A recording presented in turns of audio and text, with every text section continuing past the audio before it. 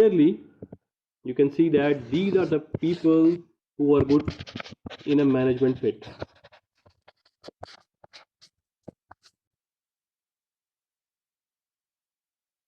right?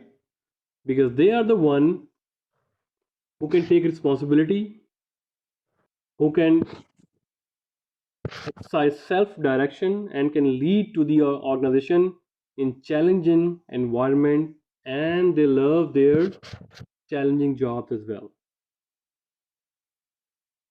All right. So it's basically McGregor theory is just on two views of human nature. One is a negative, another is positive. And then he applied the theory on management, that which theory management should pursue, theory X, so that it can lead the employees, it can take the responsibility, and it enjoys the work while having giving other direction and also having a correct self direction as well. The third theory is called the two factor theory. We also call this Herzberg theory.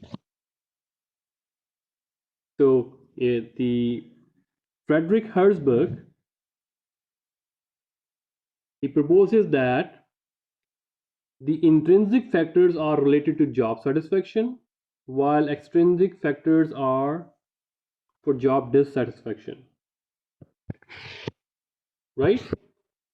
So we also call this motivation hygiene theory, or just hygiene theory. So in which you can clearly get hygiene, the word hygiene. So it means hygiene factors are those factors which increases the dissatisfaction. Factors that eliminate job dissatisfaction. And motivators, factors that increase job satisfaction. So these are motivators are like achievement, recognition, work itself, responsibility, achievement, growth. While the hygiene factor, which means you need to have a control on these factors so that you can eliminate dissatisfaction. You see, this is extremely dissatisfied factors. Hygiene, you need to clear, you need to maintain cleanliness regarding these factors. And when you provide these factors, they are extremely loyal to their job, extremely satisfied to their job, and in between they are neutral. So did you see any word here, compensation or salary?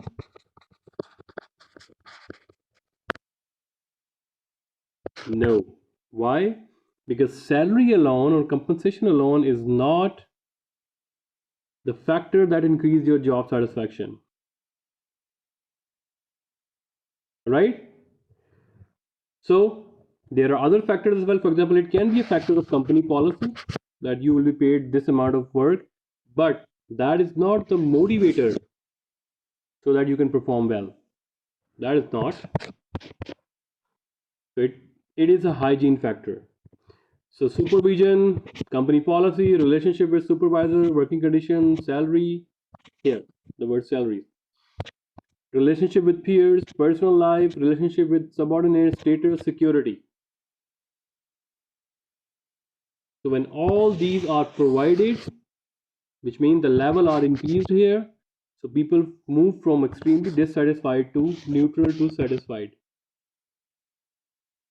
And when you work upon these factors, they are already here and it will lead to their satisfaction to another level, higher level. All right. So if you compare the traditional view of the theories with this Herzberg's two-factor theory, then the traditional view says that okay, employees are either satisfied or either dissatisfied, and if you increase their salary, okay, working environment, so they would be preferably here, and if you're increasing their salaries and providing good atmosphere, then they're satisfied satisfaction going to be increased to the pink level, and they are going towards the extremely satisfied employee level. That's it. But experts say that no, actually, there are two factors. One are motivators, and one are hygiene factors. Why? Because traditional view fail, even though or many organizations provided good worker health, they provide schooling for their children, good food, also good salary. But even then, people are not satisfied with their job, and they started to quit or move to other companies or their competitors, or quit the job to start their own business. And then they realized, no, it means there is some other factor that causing this level towards the dissatisfaction. And the Herzberg theory, it answers that. So hygiene factors which must be eliminated to increase the satisfaction. So these are all these: salary, working conditions, supervisor, company's policy, relationship with subordinates, status, security, right? If you eliminate all those blockages, or highest supervision or autocratic supervision, bossy supervision, you eliminate that, then people go towards neutrality, right? It means from highly dissatisfaction to they go to the neutral stuff, okay? And then if you give them motivators which are achievement, recognition, work itself, responsibility, advancement, and growth, then they stick to you. Then this motivation really fruitful. All right, and it makes sense as well. Now, the latest theories, the contemporary theories, are the three needs theory, devised by David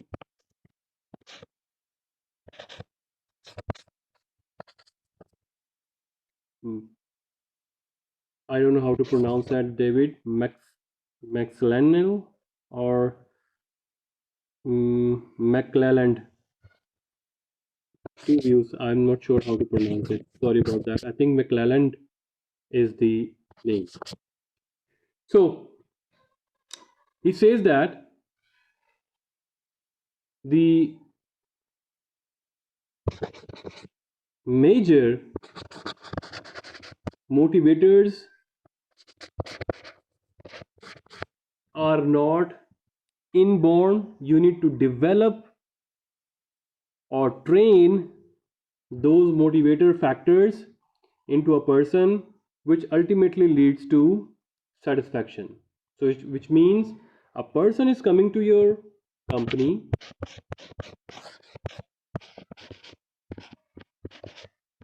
is not by nature have all the motivator factors.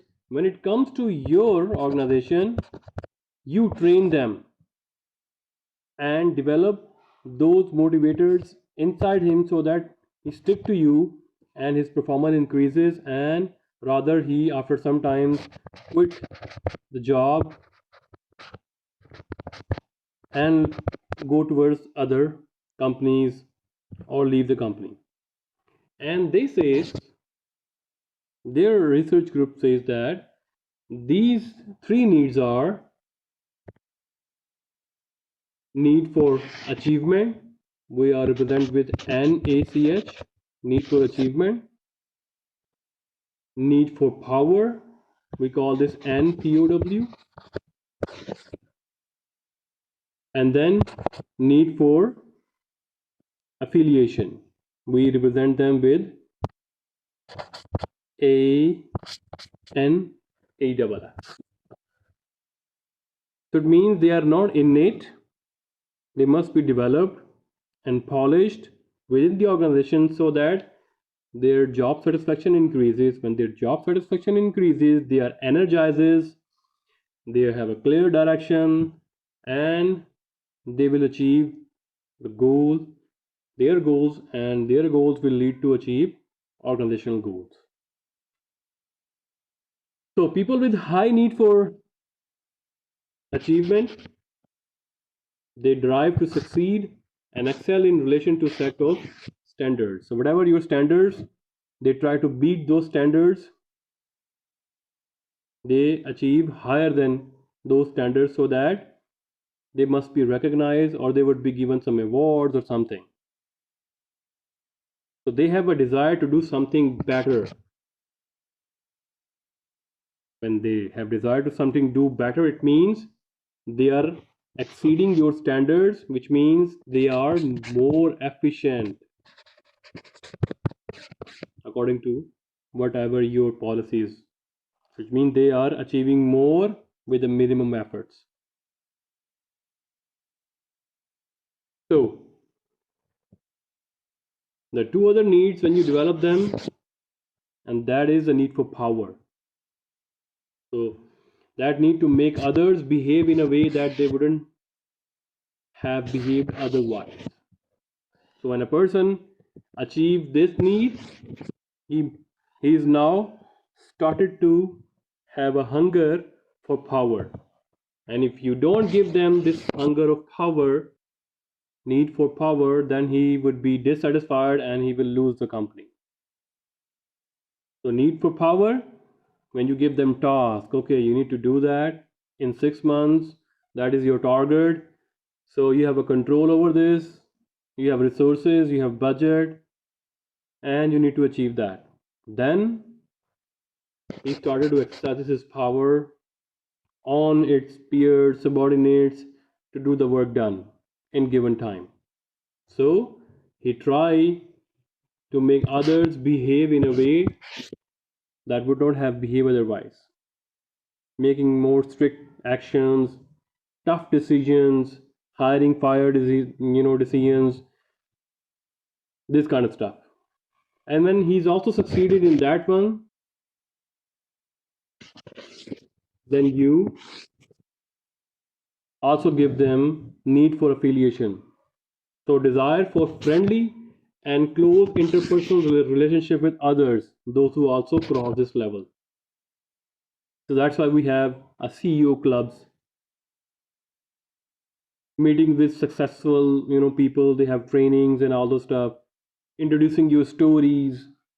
But at that time, they are very, whenever they are in this power, they are very unfriendly because you need to fire them, you need to hire people for both your own benefits and because you are given the work done to do that, and your own reputation is on the stake. So remember, CEO would be having more and power, would be having more achievement, but would be having low affiliation. He must control or lessen the desire for friend because CEO have to take much tough actions to lead the organizations. He cannot decide on the base of love, friendship, emotions, right? So when CEO is done with his work, then you give him this need for affiliation. You give them house, a cars, nice bungalow, invite him to the CEO club, meetings, trainings for motivation speakers, this kind of stuff. Then this is the three need theory. Now the next one is goal setting theories. There are different goal setting theories, but the most important one